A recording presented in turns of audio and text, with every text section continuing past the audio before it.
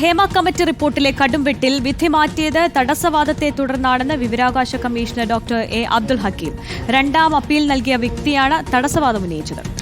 ഈ ഹർജി പരിഗണിച്ചത് മറ്റൊരു ബെഞ്ചാണ്. തടസ്സവാദം ഉയർത്തിയ ആളെ കേൾക്കാതെ വിധി പറയാൻ കഴിയില്ലെന്നും വിശദീകരണമായി പറയുന്നു. റോഷിപ്പാൽ വിവരങ്ങൾ നൽകും. റോഷിപ്പാൽ, ഇന്ന് അവസാന നിമിഷം വരെ എല്ലാവരും പ്രതീക്ഷിച്ചിരുന്നത് ഈ ഉത്തരവ് നടപ്പാക്കും, ഈ ഭാഗങ്ങളിൽ ഒരു തീരുമാനം പറയും എന്നാണ്. അവസാന നിമിഷം എന്താണ് സംഭവിച്ചത്? ഹേമ കമ്മിറ്റി റിപ്പോർട്ടിലെ കടുംവെട്ട് ചോദ്യം ചെയ്ത ഞാൻ നൽകിയ അപ്പീലിൽ ഇന്ന് വിധി പ്രഖ്യാപിക്കാനിരിക്കെയാണ് അവസാന നിമിഷം ഒരു തടസ്സവാദം ഉയർന്നത്.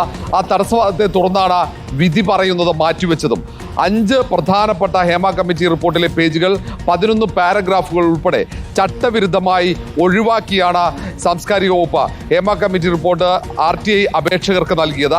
ഇതിൽ 5 പേജുകൾ ഒഴിവാക്കിയതിൻ്റെ കാരണം എന്താണെന്ന് വ്യക്തമാക്കാൻ സാംസ്കാരിക വകുപ്പ് തയ്യാറായിട്ടുമില്ല.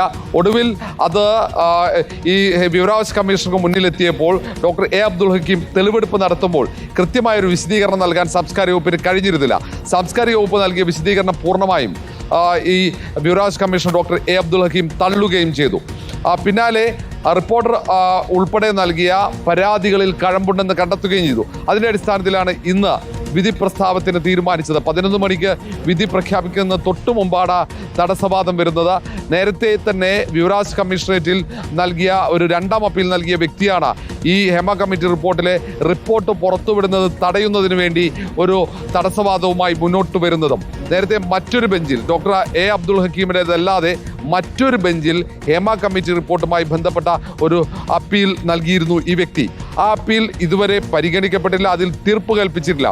നേരത്തെ ഹേമ കമ്മിറ്റി റിപ്പോർട്ടുമായി ബന്ധപ്പെട്ട എല്ലാ ഹർജികളും വന്നിരുന്നത് ഡോക്ടർ എ അബ്ദുൽ ഹക്കീമിൻ്റെ ബെഞ്ചിലാണ്. പക്ഷേ ഈ ഹർജി മാത്രം മറ്റൊരു ബെഞ്ചാണ് പരിഗണിക്കുന്നത്. ഈ ബെഞ്ചിലാണെങ്കിൽ തീർപ്പ് കൽപ്പിച്ചിട്ടുമില്ല. അതിനിടയിലാണ് അവസാന നിമിഷം എല്ലാം തീരുമാനമായി തീർപ്പ് കൽപ്പിക്കുന്നതിന് തൊട്ടു മുമ്പ് ഈ ഹേമ കമ്മിറ്റി റിപ്പോർട്ടിലെ വിവരങ്ങൾ, കൂടുതൽ പേജുകൾ പുറത്തു വന്നേക്കുമെന്ന വാർത്തകൾ വന്നതിന് തൊട്ടു പിന്നാലെ തടസ്സവാദവുമായി ഈ ഹർജിക്കാരൻ വരുന്നത്. ഹർജിക്കാരൻ ആരാണെന്ന് വ്യക്തമാക്കാൻ വിവരാവകാശ കമ്മീഷണറേറ്റ് തയ്യാറായിട്ടില്ല. നിയമ തടസ്സമുണ്ടെന്നാണ് വിശദീകരിക്കുന്നത്. ഹർജിക്കാരൻ്റെ എന്താണ് ഇതിൽ താല്പര്യമെന്ന് വ്യക്തമല്ല. എന്ത് താല്പര്യത്തിൻ്റെ അടിസ്ഥാനത്തിലാണ് ഹേമ കമ്മിറ്റി റിപ്പോർട്ടുമായി ബന്ധപ്പെട്ട കൂടുതൽ പേജുകൾ പുറത്തുവിടണമെന്ന് ആവശ്യപ്പെട്ടുള്ള ഹർജിയിലെ തീർപ്പ് തടയുന്നതിന് വേണ്ടി മുന്നോട്ട് വന്നത് എന്നതാണ് വ്യക്തമാക്കേണ്ടത്. ഏതായാലും ദുരൂഹമാണ് ഈ തടസ്സവാദം എന്ന കാര്യത്തിൽ ഒരു സംശയപ്പെട്ട കാര്യം. അവസാന നിമിഷം എങ്ങനെ ഈ ഒരു ഹർജി വന്നു എന്നുള്ളത് അത് ദുരൂഹമായി തന്നെ തുടരുകയാണ്.